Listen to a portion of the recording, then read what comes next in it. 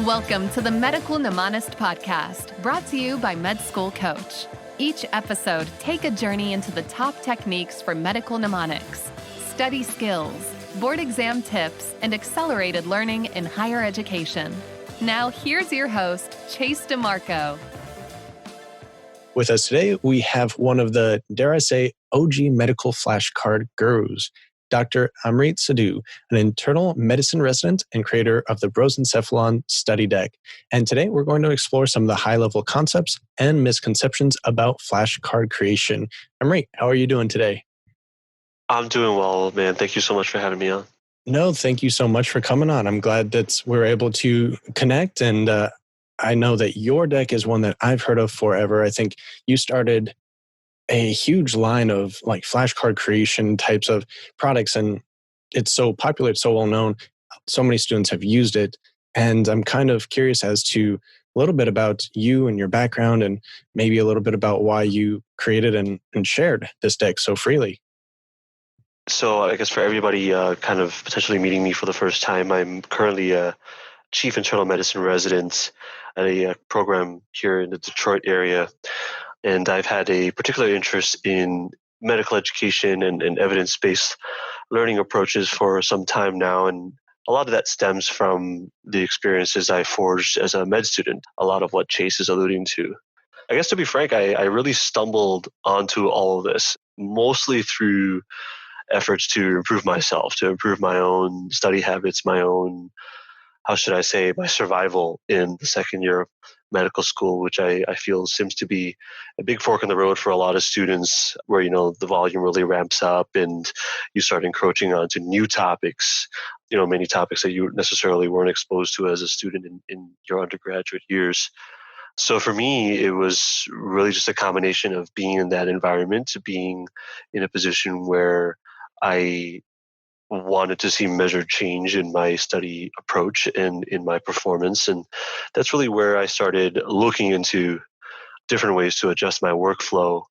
You know, back then, the medical school forums online, you know, on Reddit and on Student Doctor Network, I guess were a lot smaller and were a lot more, how should I say, open with sharing a lot of contents. So through there, I really got a sense of what other people were trying, and that's what introduced me initially to the Anki software.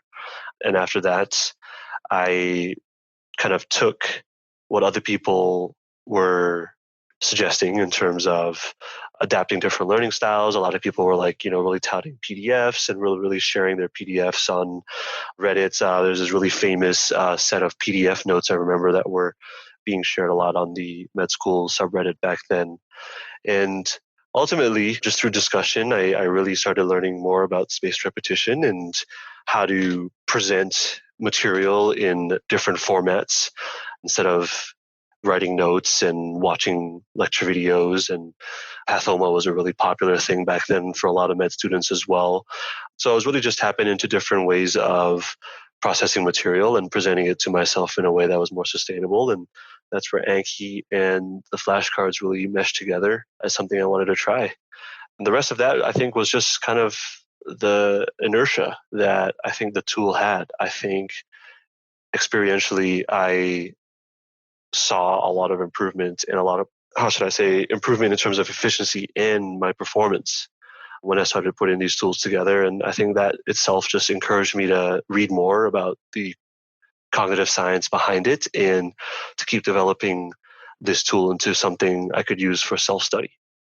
And over time, I think it just reached a tipping point where I was sitting on like 16,000 flashcards that covered the vast majority of the basic science curriculum at my school. And I was asking myself, you know, what do I do with this here? And that's when I decided to just share it around in the similar vein as to what I experienced when I was crossing that bridge myself. So I shared it, you know, with the question of, hey, would anybody else find this useful? Has anybody else tried this approach?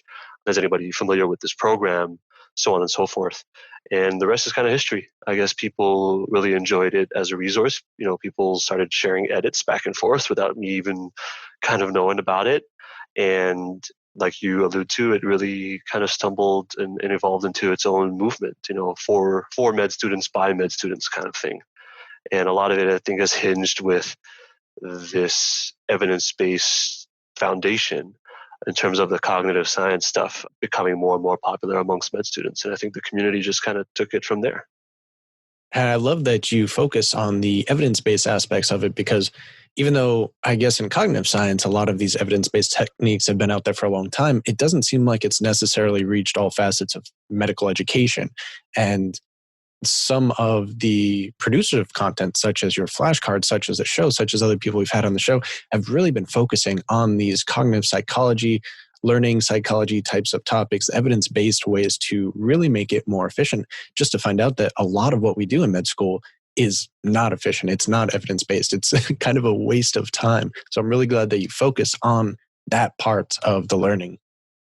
Yeah, I mean, you allude to something which I found equally as frustrating. I guess we can extrapolate that point to beyond just med ed. Why I can look back to even just my own education in grade school and in high school. I was like, a lot of these different approaches to learning, I think, would have served me well if I was kind of introduced to them at a younger age. I'm not sure how to dissect that topic. I know specifically in med ed, it's certainly a multifaceted issue. We have a lot of tendency, especially culturally in medicine, to lean on established conventions, and there's an established hierarchy when it comes to knowledge and training that I think this just traditionally keeps the whole med ed environment in a very concrete skeleton. But on the flip side, I think exactly what we're talking about now is coming from just increased awareness on not only the gaps in modern medical education curricula, but also the urge and the onus to patch those gaps with things that are really meaningful. So I think the community is really just serving itself best with all of this, how should I say, a recent wave of wanting change. Even when I kind of measure the environment that I see now versus when I was a student in my basic science years, I think the approach and the focus has drastically changed. So I think we're headed in the right direction. I definitely agree. And I think we're going to get into some flashcard techniques in a little bit, but I kind of want to question your experience on this, since you're involved in the education aspect of your residency program, from my understanding too.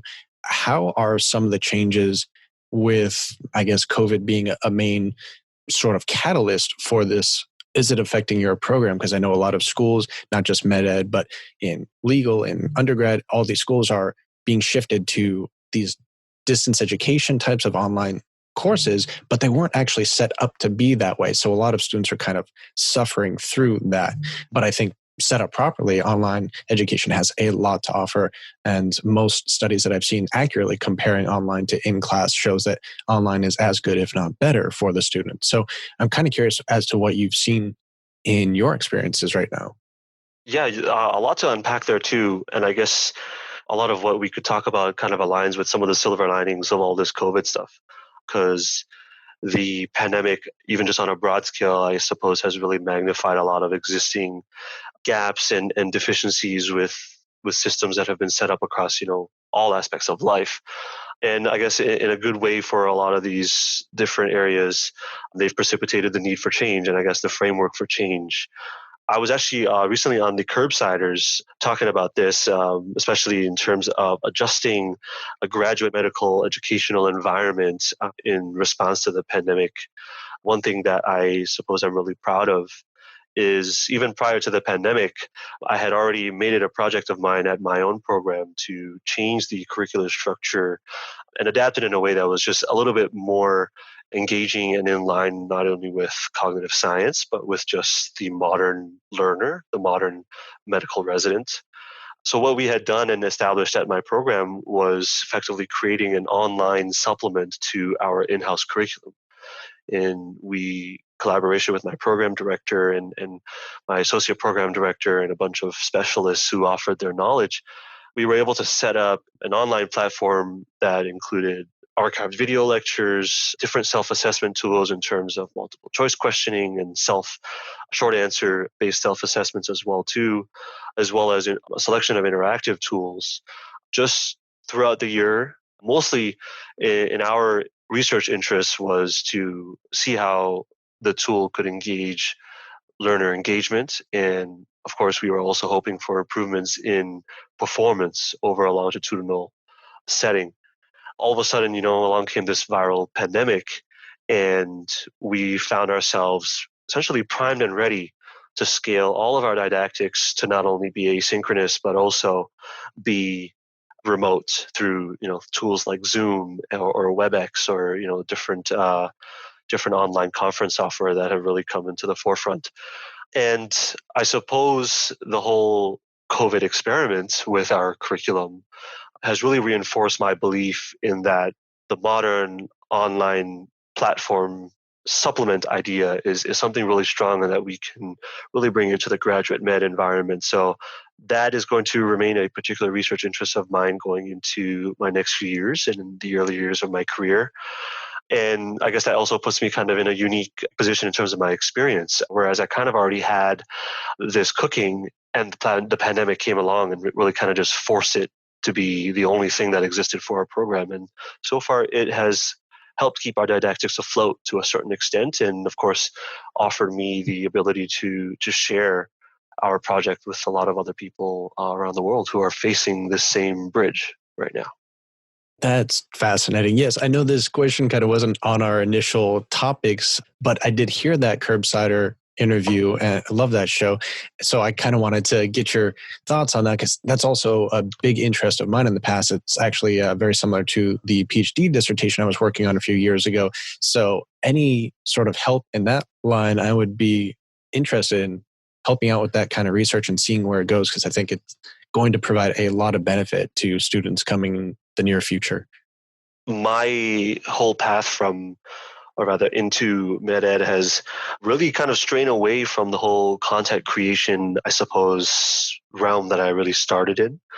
Just through all the experience that I've been lucky to have established, I guess I've really developed an affinity for curricular design and figuring out how we can bring a lot of these learning concepts and learning modalities into more applicable spheres, one being residency education in the graduate medical environment. So I'm very much still, neck deep in the flashcard creation and keeping up with just my own learning and knowledge from that standpoint. But I have quite a keen interest in, examining how we can execute this for the people that really would benefit from them. And I guess indirectly for our patients as well, too. So that's kind of where my head's at right now. Happy to unpack that some more if we decide to go down this tangent. Awesome. I definitely would like to talk to you more about that, but possibly we should do that afterwards because I really think that for this particular audience, especially mostly in pre-meds, med students in the basic sciences, they're going to be interested in, or at least I hear this question a lot and I have had debates with others about this as well. How do we make some of the most useful flashcards? There's so many different designs, different techniques, different theories out there as far as how you actually set up your flashcard deck, what content you use. Do you have them open-ended? Do you have them closed? Do you have multiple choice? Just so much to unpack there too. Would you have sort of a basic rundown of what you used or what the science shows as far as efficiency in flashcard creation? I can unpack that a little bit more. As far as I am up to date on the literature, I don't think that this specific question has been really examined. But what I see a lot of educators do is really just infer from a lot of strong research outcomes that have emerged, I suppose, throughout this space over the last few years. What I personally really like to stress with my flashcard making was hinging on a few major concepts that really come from profound literature on this. The big thing is this whole concept of active retrieval. I'm sure you're familiar with the popular study that made its way into science. And back in the early 2010s, I think a lot of people refer to this in terms of solidifying the idea of active retrieval being a useful tool for not only, I guess, strengthening and building enumerated knowledge, but also helping with conceptual knowledge and helping the learner draw together different parts of the material.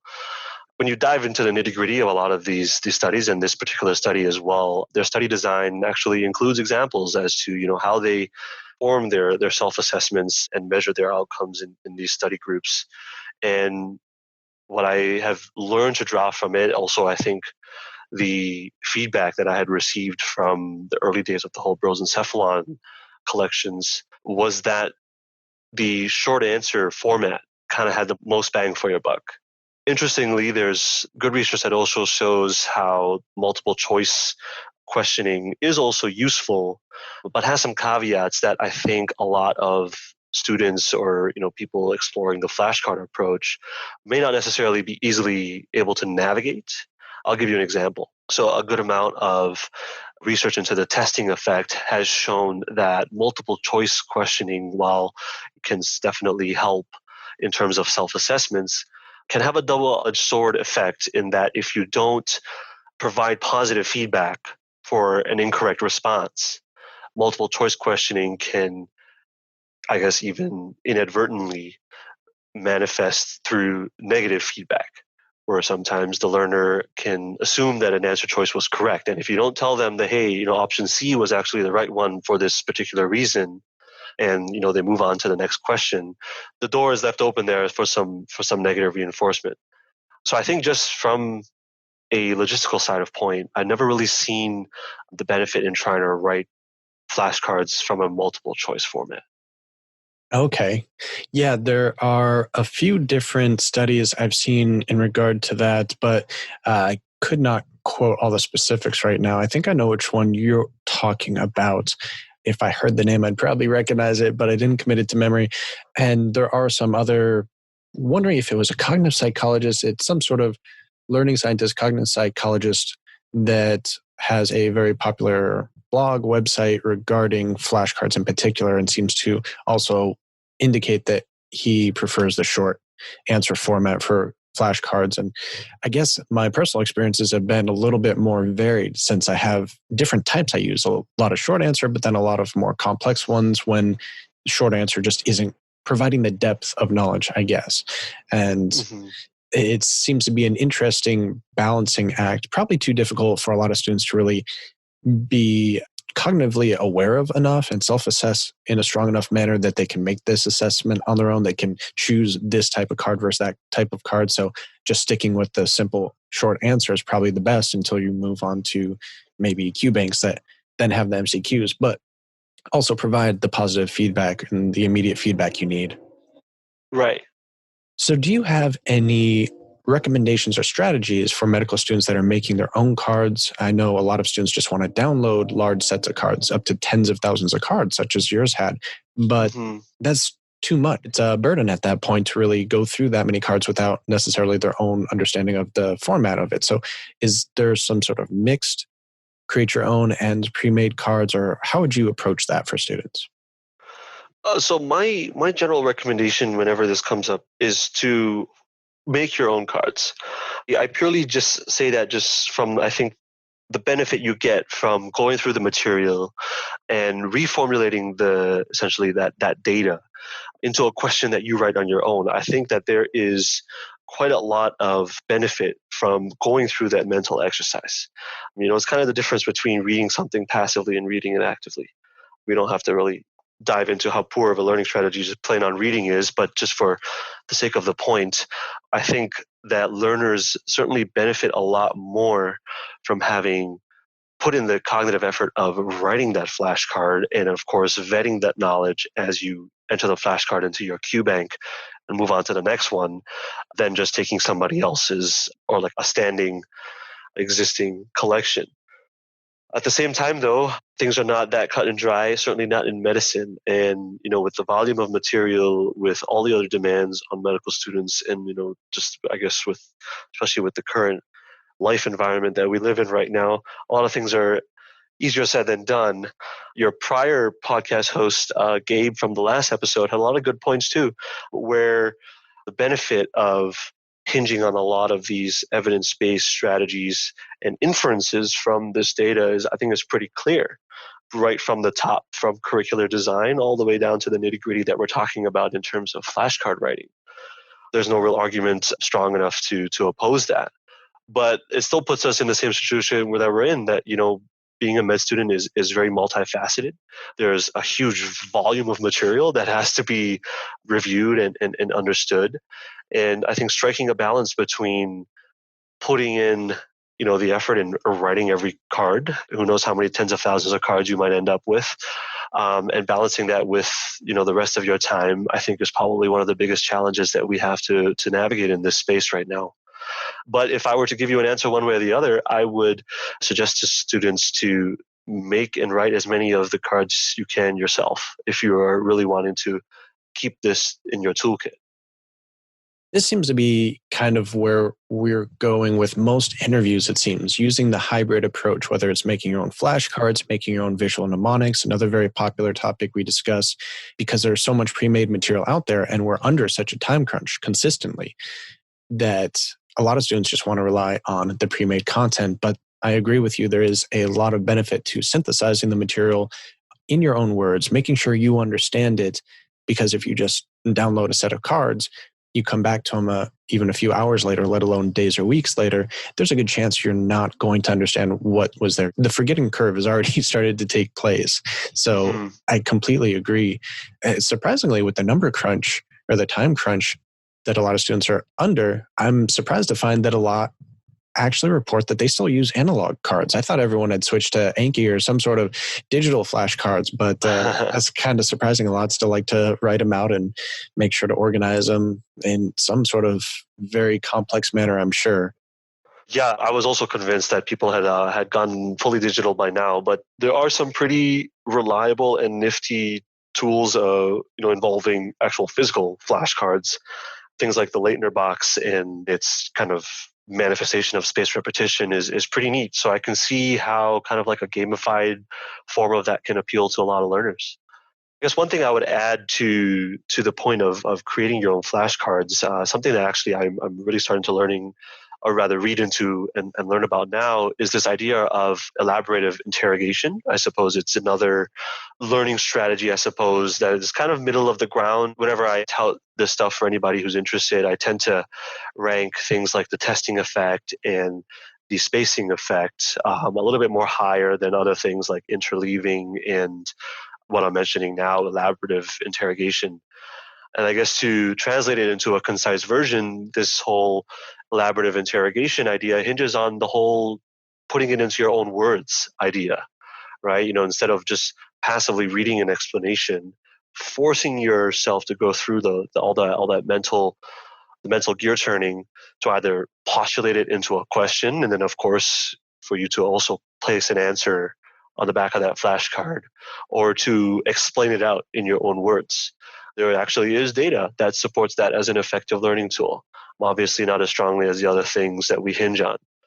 And I guess the reason I bring that up is, if we're talking about a hybrid-based approach and balancing between finite time and finite energy in a med student's life, then it might serve students better to take that little effort and understand some of the key learning strategies as they develop their own workflow. And then from there, I think they're in a better position to find the balance that they need.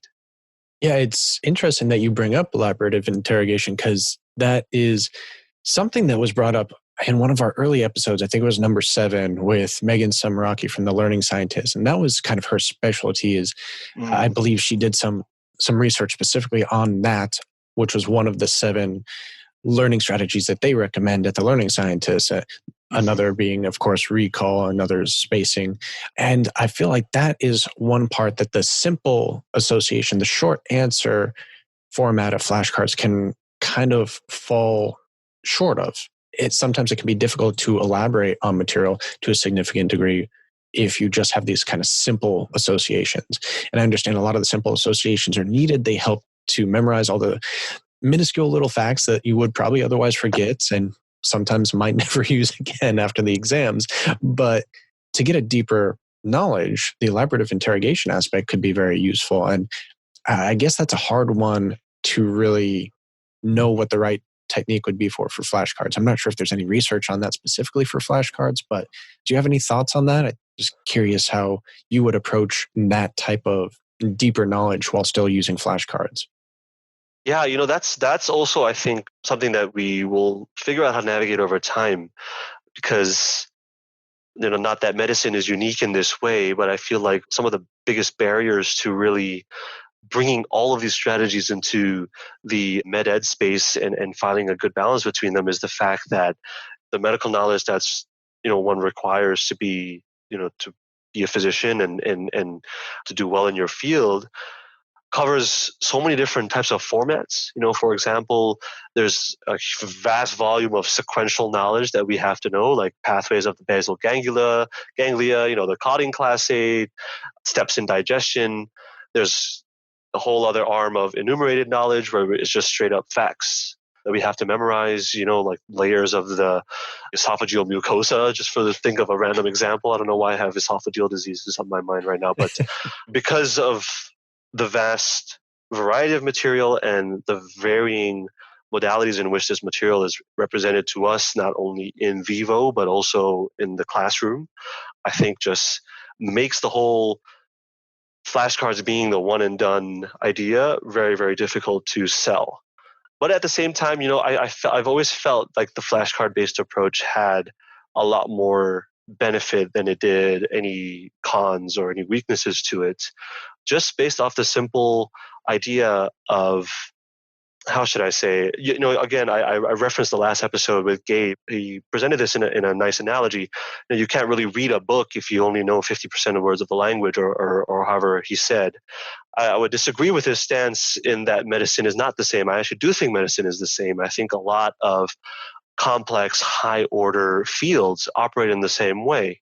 For example, you can't fully understand a myocardial infarction if you don't have, the basic concepts of molecular biology kind of under your belt, and almost take it for granted. I think by the time we get to med school, a lot of the things that we don't really review again, just because we've gone through it so many times and it's become part of the language of our higher learning structures.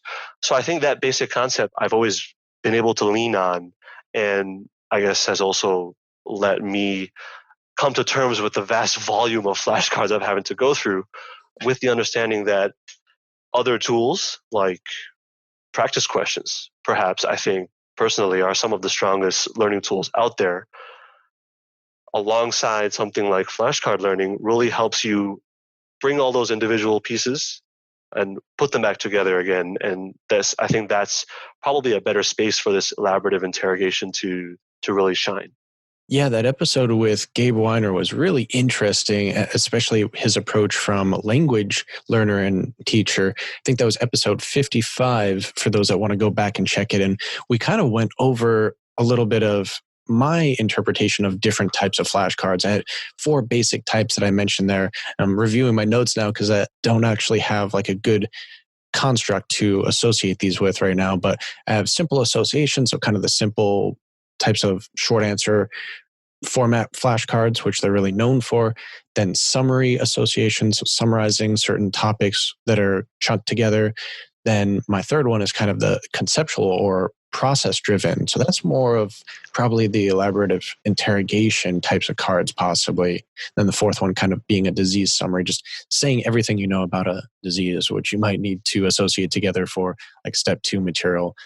I guess branching out a little bit from the flashcards is, well, why we need to use all these different tools. Flashcards can be really good for certain things at certain times, but then we also have question banks. We also have projects. We also have group discussions, and using just one tool for everything is probably not going to be the most effective way to approach it, it sounds like.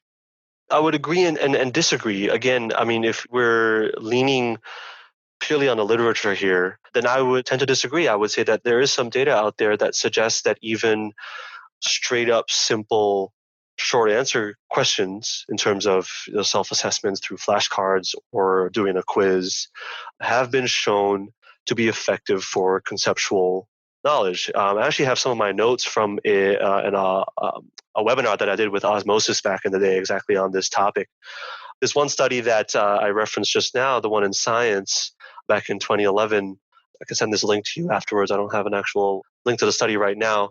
But the second arm in their study actually looked at this question rather. They took a passage about sea otters in an undergraduate biology population and effectively gave them two different types of short answer questions to test their knowledge with. And they found that the students did better on the conceptual questions. Example here would be, what would be the consequences of removing sea otters from their environment?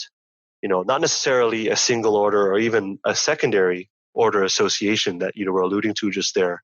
That's a question that probably takes a little bit of understanding about the whole sea otter situation in general. I don't know much about sea otters, but long story short, they were able to show benefit in giving students tools that involve just straight short answer questions, and that translating into better conceptual understanding when they followed up with assessments afterwards. But the caveat, of course, is I think the same logistical issue that we were talking about just now. There's just so much material. How can you as a singular med student really tackle the idea of making a particular flashcard for every facet of disease presentation or therapy or workup and diagnosis, and not get burnt out, find the time and energy to consistently review and consolidate that knowledge and tap into other modalities to tie in all those facts together, I think is quite a daunting task. I would disagree in that there isn't benefit there. I see the challenge that a lot of students are facing. And unfortunately, I can't say I have a black and white answer for that right now.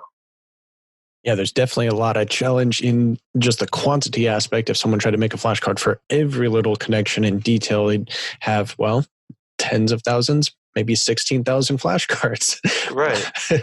But I guess a better way to approach it, maybe for some students anyway, is using flashcards not just as their main mode of getting down every topic of every bit of information, but more of a self-assessment after they've taken some sort of assessment, whether that be the end of chapter questions or something they've seen online or their in-class quizzes, and then transferring that to a flashcard deck. And then later on, when they're doing their dedicated step prep, any questions that they get wrong on their Q bank, that they add in some sort of flashcard. So how would you recommend just using it for maybe that self-assessment and needing more repetitions to get this factoid down or this connection down? I think that's probably how people initially bring it into their workflow. I don't think I've come across a student or a learner working their way into this flashcard thing as a tool, make it their be-all, end-all. I think that's pretty daunting to flip a switch and do. And I think that's probably also the most natural way of segueing this into your workflow. Even maybe just picking and choosing certain topics, like maybe there's an organ system where you could use extra reinforcement and people tap into the whole flashcard thing that way. I've seen that as a very common way for people to work it in. So I think there's a lot of benefit there. But taking a step back, the conversation I find myself having most often with, my med students and the younger interns who are very interested in changing their approach and changing the way of acquiring knowledge is more so figuring out and urging them how they want to use their time. Because I'll be frank with you, when I started learning about all these different strategies, I lost a lot of interest in going to lecture. I lost a lot of interest in watching video recordings or listening to audio recordings. I quickly bought into the whole idea of the passive modalities of learning not being worth the time.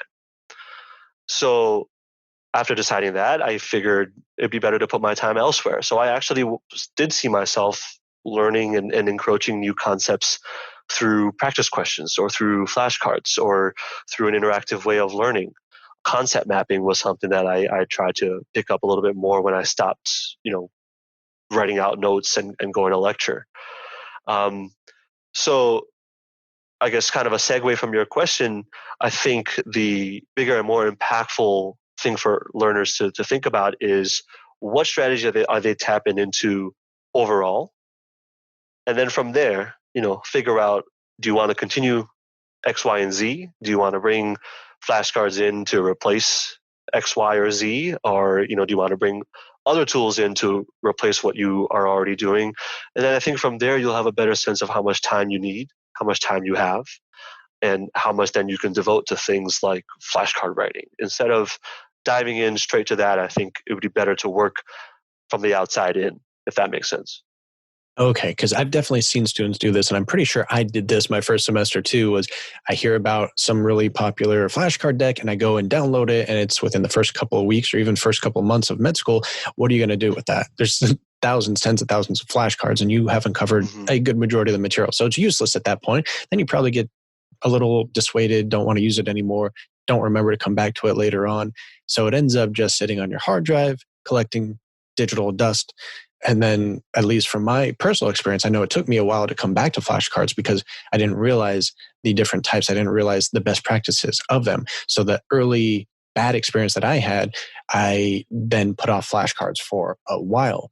And it took a while to come back and then start using them a little more properly. And then it's still a constant learning process. I think, like you said, it's not black and white. There's not one best answer at this point. It's going to depend on the subject and the student. And it's just kind of a constant self-assessment and improvement of how you use them, how frequently you use them, what types of cards you're making. I think we're all kind of in the same boat in that way, how Western educational institutions have been based off of, essentially similar conventions. The whole lecture-based approach to deliverance of knowledge and material, for example, or, the whole binge and purge approach to assessments and, to promotions and things like that. So I think a lot of us are probably maybe even unknowingly kind of in a similar position, in that we're all kind of had these bad practices, I guess we can say, ingrained into our heads. So that's kind of the message I try to tell students who are really interested in revamping their approach to knowledge, because it's not anybody's particular fault. I think that's just kind of what we all got used to as little kids, sitting in lecture, listening to somebody speak, being tested about it, a couple of months down the line, and then not really having any academic importance after that in terms of your promotion and your record. And I think it's quite difficult for somebody in their mid-20s now entering medical school or residency to just revamp that on the drop of a dime. So whenever this comes up and whenever I get questions about the nitty-gritty from learners, I kind of urge them to at least make sure that they're turning those gears and taking a step back and seeing, okay, what strategies am I tapping into overall? And then I think that just puts you in a better position to figure out, okay, I want to dive into the whole flashcard tool a little bit more, or I want to actually start, scheduling time in my week to do a block of UWorld, for example, and keep my practice questions thing a little bit more consistent. I think from there, it's better for learners to figure out what works best for them. I completely agree. Well, all right. So as we kind of get towards the end of this interview here, I have a few kind of rapid fire questions and then a personal one at the end. So first, do you have any favorite plugins for Anki? Yeah, I guess there's 4 that I mainly use. I guess there are some really impressive ones that have been made since I was really neck deep in the Anki world.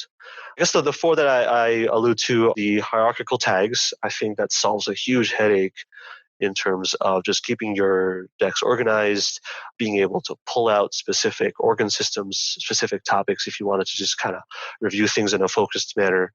And for some surprise tools that I am currently working on too, the hierarchical tag system I think is just important to understand for the Anki platform. I really like the Frozen Fields plugin as well too. As somebody who still authors my own cards, it's become my main tool for learning actually here in residency as well too. So the Frozen Fields plugin has really made my flashcard making a lot less stressful and a lot more streamlined as well. The load balancer, I think, does a good job and has some bells and whistles if you really do want to tinker with your intervals, with the spaced repetition intervals. And the other one I really like is the heat mapper, a good tool to visualize your consistency in terms of your self-assessments. I think one thing that has been inferred a lot from the data is that spaced repetition has a lot of inertia. So having that extra tool to just kind of keep you a little bit more consistent with your flashcard reviews, I think just benefits you more in the long run. So those are the 4 that I would call out, and shout out to Glutanimates over in Germany for the amazing work he does in terms of Anki plugins and open source work for the Anki faithful. Love it. Definitely going to add some links to those plugins in the comments as well. And do you use images and mnemonics in your flashcards? Mnemonics, yes. I guess mnemonics are a touchy subject just because I think you can often get into the trap of creating rather weak mnemonics. But I think if you can really put one together that either forges a strong conceptual connection with the material that you're making the mnemonic for, or can latch onto other aspects of your memory. Like for example, a lot of people used to tease me about some of the mnemonics and or just taglines in the original Brosencephalon deck, because a lot of them were like, about my friends and the hot girl in our class, for example. They stuck in my memory. That really helped. So I think in that way, disseminating mnemonics can sometimes be risky, because in one way of them being meaningful to one person, it may not necessarily translate to the next person. So I guess the answer is yes and no, and I try to include them more so when I'm convinced that they have that extra oomph, that it's not just a nice tagline and you remember the acronym, but it either really solidifies the concept and the conceptual relation between the material, or something that really hinges on something already established and strong within your memory. Definitely agree. We always say to make your own, because that personal relation, that person the experience you've had before is going to stick with you much better than some general one that you find on a website. Exactly. Like there's one about a chemotherapy regimen that for ovarian cancer that I will never forget, because the initials were one of my ex-girlfriend's initials. That's just that's just what it is. Whatever works. But that's an exact good example. Rather, if I were to share that with the next person, they'd be like, "Yeah, these two letters don't mean anything to me." So, there's one thing you could change if you went back in time. What would it be? There's one thing I could change, like about myself, about anything. Anything at all. Oh man. I would go back and make sure John Terry didn't miss that penalty. Like, what do you? All right, let's say in your medical education then. Gotcha. Not a thing. Not a thing. It's been a tough and challenging journey, and I stumbled onto a lot of the projects that I'm very fortunate to have built. I didn't trade it for anything. Like a lot of people ask me that, like, hey man, if you were to go back and do the whole Brosencephalon thing, would you do it differently? Would you monetize it this way and all that kind of stuff? And I don't think so. I think I've been able to gain a lot of meaning and purpose and direction and fulfillment from a lot of the stuff that I just kind of stumbled onto. And I guess in hindsight, I wouldn't trade that for anything else right now. Nice. Okay. Do you have any other resources that you'd recommend for the students? I mean, there's a lot of good stuff out there. Hit me up at Brosencephalon on Twitter, brosencephalon.com. I guess if I have an opportunity to toot my own horn here, if students are really interested in the evolving med ed space and with the research that's going on, honestly, the best advice I feel like I could give is to get engaged and to be involved, because a lot of this is new territory. There's a lot of interesting research questions that a lot of people are looking into. There's a lot of stuff that's already been done that can be built upon. The Anki study out of Harvard with Francis Dang is one that comes to memory that I think a lot of students have been able to branch out from and build upon in their own spaces. You got people who have established profound identities for themselves, them being med students, like the Anki website. I've been in contact with those guys here and there a little bit, and from my understanding, they're just a group of med students. The r/med school Anki community, which has really kind of thrived and become its own niche in med ed right now, is I think all just the work of engaged med students. So I think that's probably the piece of advice I would give. I can't think of any one particular resource to point people to, but I think if you get your name out there and get yourself engaged, I think you'll find what works best for you, and will be able to help others along the way. Those are great resources. I'm definitely going to add links to those in the show notes as well. So anyone listening to this can go and click on them, find all of these great resources and use them. And Amreet, I just wanted to thank you again for coming on the show and sharing all of your great experiences and the value from these flashcard techniques, and really where to go next too is just going to be very useful for the audience here. For sure, man. My pleasure. I hope I was able to give people some value in all that rambling. This is becoming rather a complex and extensive topic. So I'm really pleased to see that a lot of people are interested in finding out more and really improving our modern educational environment. So, all the kudos to you as well for having this platform. And I think, like I said, I say this on Twitter a lot. I think we're headed in the right direction, and a lot of people are doing a lot of good work in their own areas. And I think eventually it'll consolidate into a better medical education approach. Agreed. Have you been thinking about one-on-one training and tutoring at a reasonable price? Well, Prospective Doctor is now sponsoring a limited number of free sessions with me each month. To register, you can go to prospectivedoctor.com/chase and register for a free 30-minute coaching session. If you decide that you want to use their MCAT or USMLE tutoring services, you can now use the code CHASE10 to receive 10% off of your first $400 spent. Just enter CHASE10 and get your discount now.